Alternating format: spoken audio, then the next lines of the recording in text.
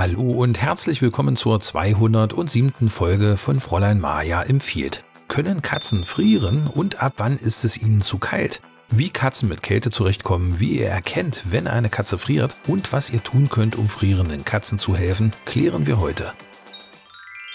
Frieren Katzen? Ja, Katzen können genauso frieren wie wir Zweibeiner. Wenn ihnen zu kalt ist, halten sie sich lieber an windgeschützten Orten auf und dösen noch mehr und ausgiebiger, als sie es ohnehin schon tun. Freigänger suchen sich einen windgeschützten Platz, Teilzeitfreigänger verschlägt es bei Kälteeinbruch seltener nach draußen und Stubentiger verweilen ausgiebig auf warmen Fensterbänken oder Heizungen. Doch ab wann ist es einer Katze zu kalt?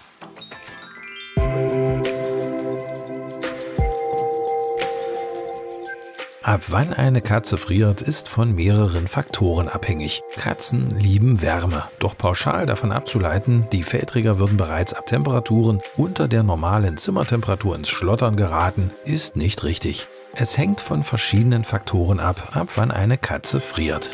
Die Rasse, das Alter, der Gesundheitszustand, die Außentemperatur und das Wetter sind ausschlaggebende Eckpunkte.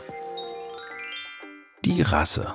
Der Körperbau ist ein entscheidender Faktor. Größere Katzenrassen frieren nicht so schnell wie klein gebaute Feliden. Ist das Körpervolumen im Vergleich zur Körperoberfläche kleiner, so kühlen die kleinsten der Katzen schneller aus und frieren demnach schneller. Singapura, Bombay, Devon Rex und Co. frieren als kleine Katzen also schneller als Maine Coon, norwegische Waldkatze, Ragdoll und Co. Neben dem Körperbau ist das Fell ein wichtiges Element, um gegen die Kälte zu schützen. Alle Exemplare mit Unterwolle bzw. dichtem Unterfell sind besser gegen Kälte gewappnet und frieren erst bei tieferen Temperaturen als Rassen ohne wärmendes Unterfell.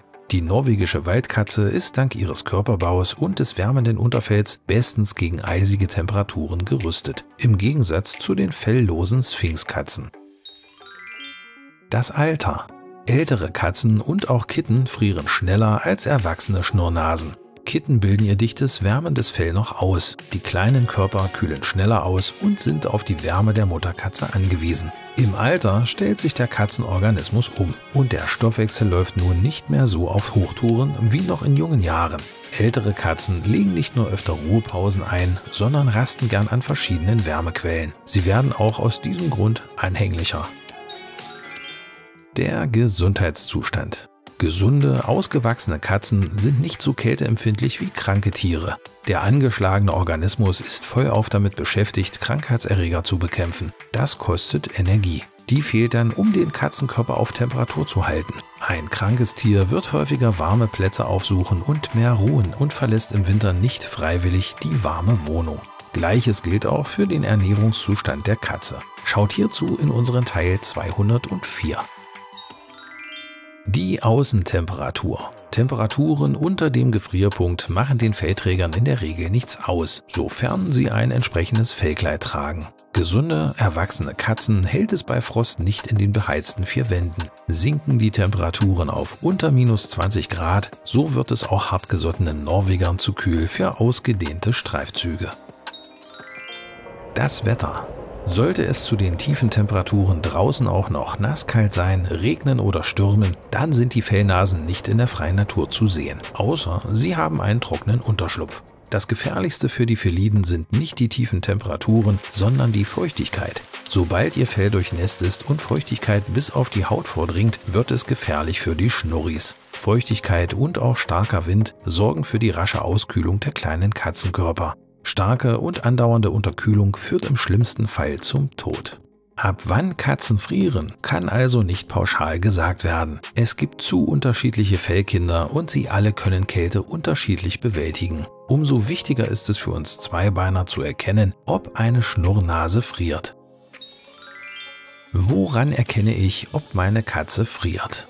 Die Körpersprache der Schnurrnase ist hierbei entscheidend. Eine frierende Katze kauert sich zusammen, um den Elementen wenig Angriffsfläche zu bieten und die Wärme einzuschließen. Außerdem setzen sie ihre Pfoten dicht an den Körper und rollen ihren Schwanz um sich herum. Das Fell ist aufgeplustert und bietet mit der eingeschlossenen Luft eine isolierende Schicht. Ihre Augen sind zu kleinen Schlitzen verengt. Das zeigt schon, dass der Fellnase die Temperatur nicht angenehm ist. Kommt dann noch Zittern dazu, so friert die kleine Schnuffelschnute und muss ins Warme. Verhalten der Katzen bei Kälte. Im Winter ist das Sparprogramm der Seidentiger aktiv. Sie werden träge, wenn die Tage kürzer werden und dösen nun bis zu 20 Stunden am Tag. Sie bilden ihr Winterfell aus. Die gesparte Energie dient dazu, die Körpertemperatur aufrechtzuerhalten. Freigänger halten sich weit weniger im Freien auf und Draußenschläfer suchen sich wind- und wettergeschützte Plätzchen, um auf bessere Zeiten zu warten. Doch nicht immer sind solche Idealplätzchen vorhanden. Was nun? Mit unseren 3 Tipps friert deine Katze nicht. Einsperren ist keine Alternative. Draußenschläfer bzw. Freigänger werden sich nicht in den beheizten 4 Wänden einsperren lassen. Der lautstarke Protest wird euch nachts nicht zur Ruhe kommen lassen. Es gibt aber mehrere Möglichkeiten, deiner Katze klirrende Kälte zu ersparen. Erstens, die Katzenklappe gegen Kälte. Ohne Schlafstörungen könnt ihr euren Freigängern und auch Draußenschläfern die Möglichkeit zum Aufwärmen geben. Mit einer Katzenklappe kommen die Schnurriputzer einfach bei Bedarf aus der Kälte heraus. Zweitens, ein warmes Fleckchen im Freien. Sollten die Draußenschläfer nicht in die Wohnung kommen können oder sollen, dann könnt ihr ihnen draußen ein warmes Plätzchen als Rückzugsort bereitstellen. Eine mit Dämmstoffen wie Styropor ausgekleidete kleine Hütte bietet hervorragenden Schutz. Solltet ihr nicht so handwerklich begabt sein, so wie wir, gibt es im Handel auch Thermohütten zu kaufen. Eine solche Hütte bietet auch wilden oder halbwilden Streunern einen sicheren Unterschlupf. Ihr könnt damit einen wertvollen Beitrag zum Tierschutz leisten. Drittens, ein warmes Fleckchen in der Wohnung. Damit eure Stubentiger auch in der Wohnung ein warmes und kuscheliges Fleckchen haben, gibt's natürlich auch für sie eine Empfehlung. Mit der selbstheizenden Katzendecke von Pfoten-Olymp könnt ihr unkompliziert jede Fensterbank zu einem kuscheligen und warmen Liegeplatz für eure Schnurris machen. Fazit: Schnurrnasen können, wenn sie gesund und körperlich entsprechend ausgestattet sind, mit Kälte und Minusgraden hervorragend umgehen. Sie sollten jedoch immer einen Rückzugsort haben, an dem sie zur Ruhe kommen und sich wieder aufwärmen können. Mit einer Katzenklappe, einer winter- und wetterfesten Katzenhütte sowie einer selbstheizenden Katzendecke helft ihr den Fellnasen, sich wohlzufühlen. Habt auch ihr Ideen für neue Folgen oder wollt ihr eure Fellraketen in einer Folge sehen? Dann schreibt uns per WhatsApp, E-Mail oder Instagram.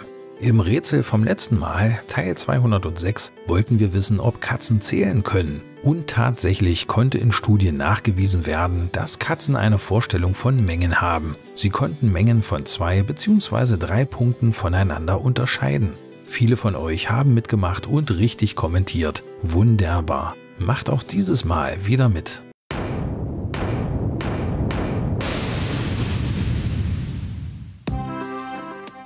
Stimmt's? Wer hat die längste Mähne? A. Schnurribert Humperdinck. Seine Haarpracht ist mit 30 cm die längste der Welt. Oder B. Mjonika. Die Samtpfote hat mit 42 cm die längsten Katzenhaare. Oder C. Colonel Meow. Seine Mähne ist mit 23 cm die längste der Welt. Wenn ihr es wisst oder eine Vermutung habt, dann schreibt uns in die Kommentare. Die Auflösung gibt's beim nächsten Mal. Um künftig keine spannenden Themen rund um die Fellnasen mehr zu verpassen, abonniert uns kostenlos und aktiviert die Glocke. Bis zum nächsten Mal. Wir freuen uns auf euch.